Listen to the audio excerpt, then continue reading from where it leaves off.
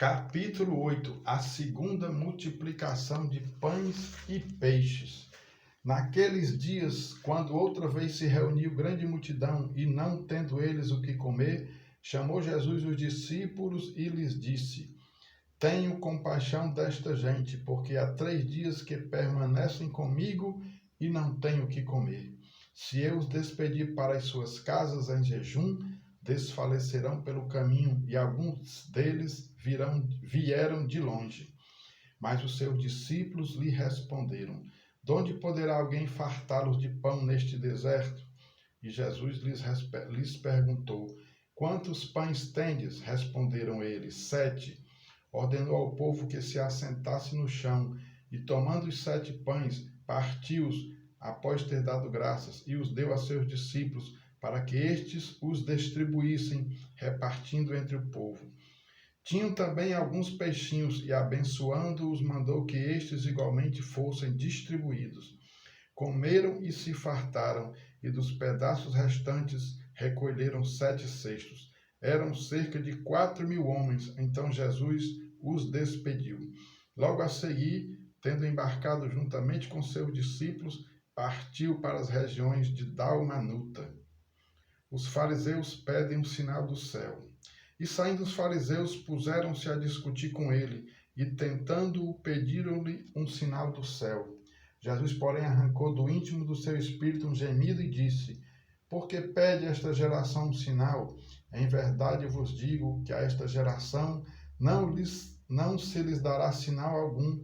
E deixando-os, tornou a embarcar e foi para o outro lado. O fermento dos fariseus e o de Herodes. Ora, aconteceu que eles se esqueceram de levar pães, e no barco não tinham consigo senão um só. Preveniu-os Jesus, dizendo: Vede, guardai-vos do fermento dos fariseus e do fermento de Herodes. E eles discorriam entre si: É que não temos pão. Jesus, percebendo, lhes perguntou: Por que discorreis sobre o não terdes pão? Ainda não considerastes nem compreendestes? Tendes o coração endurecido? Tendo olhos não vedes, e tendo ouvidos não ouvis?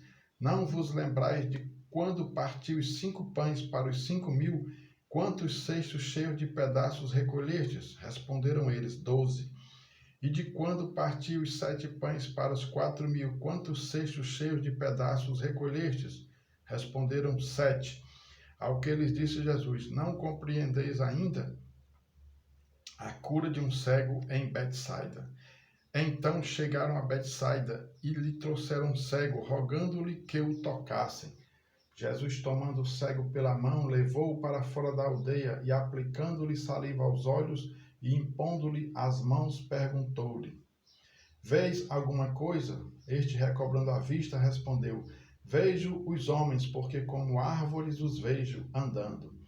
Então novamente lhes pôs as mãos nos olhos, e ele, passando a ver claramente, ficou restabelecido, e tudo distinguia de modo perfeito.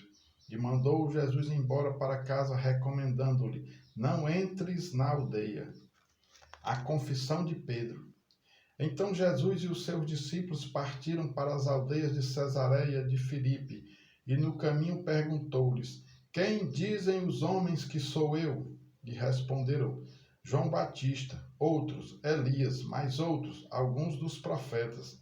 Então lhes perguntou: Mas vós, quem dizeis que eu sou? Respondendo Pedro lhes disse: Tu és o Cristo. Advertiu-os Jesus de que a ninguém dissessem tal coisa a seu respeito. Jesus prediz a sua morte e ressurreição. Então começou ele a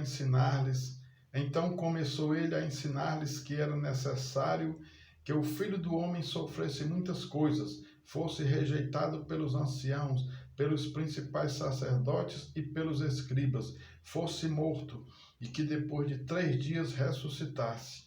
E isto ele expunha claramente. Mas Pedro, chamando-o à parte, começou a reprová-lo. Jesus, porém, voltou-se e, fitando seus discípulos, repreendeu a Pedro e disse: Arreda, Satanás, porque não cogitas das coisas de Deus, e sim das dos homens. O discípulo de Jesus deve levar a sua cruz. Então, convocando a multidão e juntamente os seus discípulos, disse-lhes: Se alguém quer vir após mim, a si mesmo se negue, tome a sua cruz e siga-me. Quem quiser, pois, salvar a sua vida, perdê-la-á. E quem perder a vida por causa de mim e do Evangelho, salvá-la-á. Que aproveita ao homem ganhar o mundo inteiro e perder a sua alma? Que daria um homem em troca de sua alma? Porque qualquer que nesta geração adúltera e pecadora se envergonhar de mim e das minhas palavras, também o Filho do Homem se envergonhará dele, quando vier na glória de seu Pai com os santos anjos.